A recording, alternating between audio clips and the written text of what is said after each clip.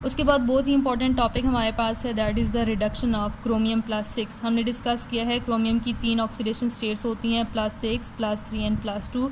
तो हम +6 को रिड्यूस कर सकते हैं +3 में और +3 को रिड्यूस कर सकते हैं बाय +2।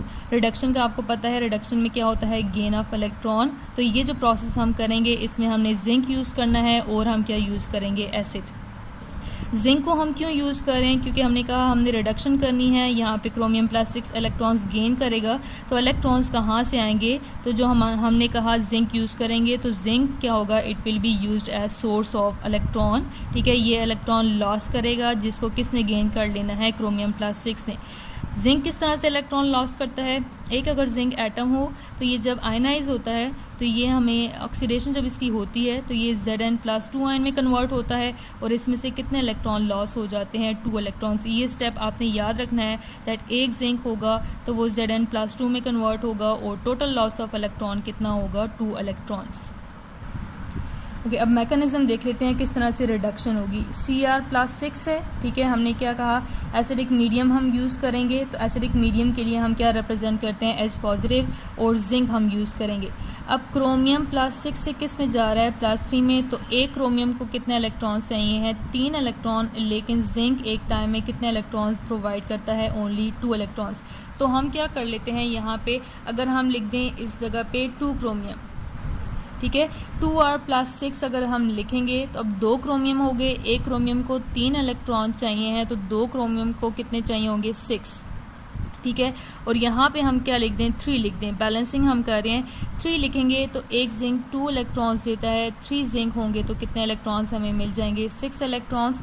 ठीक है, तो यहाँ पे हमारे पास क्या आ जाएगा, 3 जिंक आयंस बनेंगे, ठीक है, और 2 हमारे पास क्या बनेंगे, there will be formation of 2 chromium +3 ions. ठीक है, अब यहाँ पे देखें जो जिंक है, जिंक जब ऑक्सीडाइज होगा इनटू Zn+2 तो ये क्या करेगा, 2 इलेक्ट्रॉन्स लॉस करेगा। 3 जिंक हैं तो 3 Zn+2 बनेंगे और 2 × 3 हम करेंगे तो टोटल हमारे पास कितने इलेक्ट्रॉन्स आ जाएंगे, 6 इलेक्ट्रॉन्स। ठीक है, इन 6 इलेक्ट्रॉन्स में से 3 इलेक्ट्रॉन्स एक क्रोमियम गेन करेगा और 3 इलेक्ट्रॉन्स दूसरा क्रोमियम गेन करेगा। तो ये +6 से किस में कन्वर्ट हो जाएगा, +3 में। सेकेंड स्टेप में क्या होगा, यही जो हमारे पास 2 Cr+3 आयंस हैं, ठीक है, इनको हम फर्दर एक और जिंक के साथ रिएक्ट करवाएंगे। अब Cr+3 किस में कन्वर्ट होगा, Cr+2 में। ठीक है, एक इलेक्ट्रॉन चाहिए एक क्रोमियम को, यहाँ पे जिंक कितने इलेक्ट्रॉन्स देता है, 2 इलेक्ट्रॉन्स, तो हम 2 Cr+3 लिखेंगे। यहाँ से जिंक 2 इलेक्ट्रॉन्स देगा Cr+3 को और ये किस में कन्वर्ट हो जाएगा, 2 Cr+2 में, और जिंक ऑक्सीडाइज होकर किस में कन्वर्ट हो जाएगा, Zn+2 में। उसके बाद हमारे पास आ रही है इम्पॉर्टेंस ऑफ क्रोमियम। क्रोमियम जो है वो बहुत इंपॉर्टेंट है, ऑर्गेनिक केमिस्ट्री में भी इम्पॉर्टेंस है इसकी और इनऑर्गेनिक फील्ड में भी इसकी इम्पॉर्टेंस है। सबसे पहले हम देख लेते हैं in organic chemistry. Organic chemistry में हम इसको यूज़ करते हैं फॉर ऑक्सीडेशन, ठीक है, एज ऑक्सीडाइजिंग एजेंट ये यूज़ होता है। फॉर एग्जांपल पोटेशियम क्रोमेट एक कंपाउंड है जिसको हम एज ऑक्सीडाइजिंग एजेंट यूज़ करते हैं, और डाइक्रोमेट एक कंपाउंड है जिसको हम एज ऑक्सीडाइजिंग एजेंट यूज़ करते हैं। ओके, हमारे पास रिएक्शंस होते हैं, for example oxidation of secondary alcohol. Secondary alcohol क्या होता है, ये आप लोग आगे अल्कोहल्स वाले चैप्टर में पढ़ेंगे, लेकिन सिंपल अभी आप ये याद रखें कि जिस कार्बन के साथ OH अटैच्ड हो वो आगे अगर फर्दर 2 और कार्बन्स के साथ अटैच्ड हो तो इसको हम क्या कहते हैं, सेकेंडरी अल्कोहल। इसकी ऑक्सीडेशन होगी in the presence of oxidising agent potassium dichromate, तो ये किस में कन्वर्ट हो जाएगा, कीटोन में। ठीक है, अल्कोहल को हमने किस में कन्वर्ट कर दिया है, कीटोन में। इसी तरह से अगर हमारे पास प्राइमरी अल्कोहल हो, प्राइमरी अल्कोहल वो अल्कोहल होता है जिसमें OH जिस कार्बन के साथ अटैच्ड है उसके या तो आगे एक कार्बन होना चाहिए या तो सारे हाइड्रोजन होने चाहिए। तो यहाँ पे हमारे पास तीनों हाइड्रोजन हैं, ठीक है, कार्बन नहीं है, तो ये हमारे पास प्राइमरी अल्कोहल है। इसकी ऑक्सीडेशन जब होगी तो ये किस में कन्वर्ट हो जाएगा, एल्डिहाइड में। ठीक है, प्राइमरी अल्कोहल किस में कन्वर्ट हो रहा है, एल्डिहाइड में। सेकेंडरी अल्कोहल किस में कन्वर्ट हो रहा है, कीटोन में। इसी तरह से हम अगर करना चाहें एल्डिहाइड्स की ऑक्सीडेशन करना चाहें, एल्डिहाइड ये हमारे पास एल्डिहाइड है, इसकी ऑक्सीडेशन होगी in the presence of oxidising agent, तो ये किस में कन्वर्ट हो जाएगा, कार्बोक्सिलिक एसिड में। ठीक है, तो ये हमारे पास है इन फील्ड ऑफ ऑर्गेनिक केमिस्ट्री। अब आ जाते हैं towards inorganic chemistry. Inorganic chemistry में हम क्रोमियम के कंपाउंड्स को यूज़ करते हैं इन रेडॉक्स टाइट्रेशन में। टाइट्रेशन क्या होती है? ये हमारे पास ऐसा प्रोसेस है जिसमें हम किसी भी अननोन सोल्यूशन की कंसंट्रेशन को फाइंड आउट कर सकते हैं। इसमें हम दो सोल्यूशन यूज़ करते हैं। एक हमारे पास होता है स्टैंडर्ड सोल्यूशन जिसकी कंसंट्रेशन हमें पता होती है, और सेकेंड वन हमारे पास होता है अननोन सोल्यूशन जिसकी कंसंट्रेशन हमें नहीं पता, और वही हमने क्या करनी है, फाइंड आउट करनी है by the process of titration. ठीक है, और इसमें हमने क्या यूज़ करना होगा, क्रोमियम के मैकेनिज़्म देख लेते हैं। अननोन सोल्यूशन जो हम ले रहे हैं वो ऐसा सोल्यूशन है जिसमें कौन से आयंस होंगे, Fe+2, और स्टैंडर्ड सोल्यूशन हमारे पास कौन सा है, पोटेशियम डाइक्रोमेट का। पोटेशियम डाइक्रोमेट हमने पहले भी बात की, ये जब आयनाइज होता है इन द प्रेजेंस ऑफ वाटर तो ये किस में कन्वर्ट होगा, 2 पोटेशियम आयंस में, और हमारे पास क्या बनेंगे, dichromate ions. Okay, dichromate ion का चार्ज क्या होता है, फार्मूला है Cr2O7, और चार्ज होल क्या है इसका, -2। अब पहले हम यहाँ पे क्रोमियम का चार्ज देख लेते हैं। सिंगल ऑक्सीजन का चार्ज क्या होता है, -2।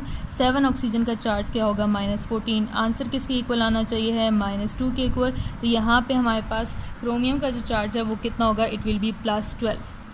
ठीक है, 2 क्रोमियम है, सिंगल क्रोमियम का चार्ज हमारे पास क्या आ जाएगा, +6।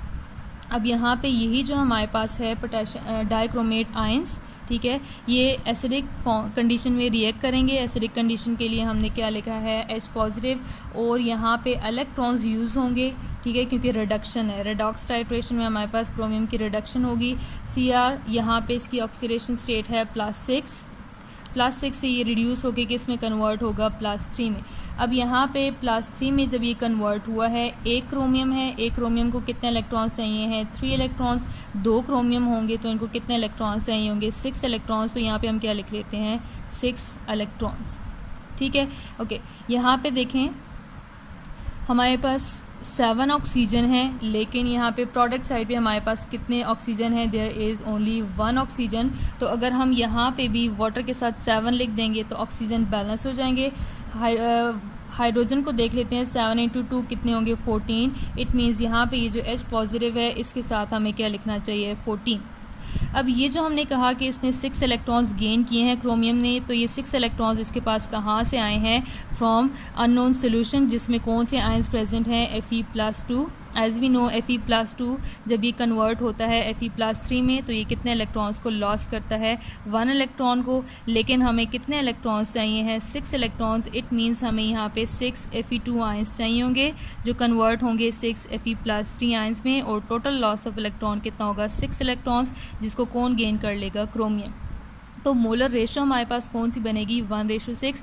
1:6 का मतलब क्या है कि हमारे पास एक अगर डाइक्रोमेट आयन हो, Cr2O7 आयन अगर होगा तो उसके लिए हमें कितने Fe आयंस चाहिए होंगे, 6 Fe+2 आयंस चाहिए होंगे। ठीक है, तो यही हमने यहाँ पे फाइंड आउट करना था कि एक अगर डाइक्रोमेट है तो उसके लिए हमें कितने आयंस चाहिए हैं, 6 Fe आयंस चाहिए। लेट्स सपोज अगर हमारे पास 2 डाइक्रोमेट आयंस हैं तो अब हमें कितने चाहिए होंगे, 6 × 2 अगर हम करेंगे तो ये कितना आ जाएगा, इट विल बी 12। ठीक है, तो इस केस में हमें कितने रिक्वायर्ड होंगे, 12 Fe आयंस रिक्वायर्ड होंगे। तो जो भी नंबर हो, फॉर एग्जांपल अगर हमारे पास क्या है 5 क्रोमेट आयंस हैं तो 5 को हम क्या करेंगे, 6 से मल्टीप्लाई करेंगे तो हमें कितने Fe आयंस चाहिए होंगे, Fe+2 आयंस चाहिए होंगे, 30 Fe+2। तो यही हमें फाइंड आउट करना होता है। यही क्या है, टाइट्रेशन है, जिसमें हम अननोन सोल्यूशन की कंसंट्रेशन को फाइंड आउट कर लेते हैं। नेट रिएक्शन हमारे पास क्या है, ये जो हमने यूज़ किया है पोटेशियम डाइक्रोमेट, ये हमारे डाइक्रोमेट आयंस, ये हमारे पास कहाँ से आए हैं, पोटेशियम डाइक्रोमेट से। Fe+2 हमने कहाँ से लिए हैं, फ्रॉम फेरस सल्फेट FeSO4।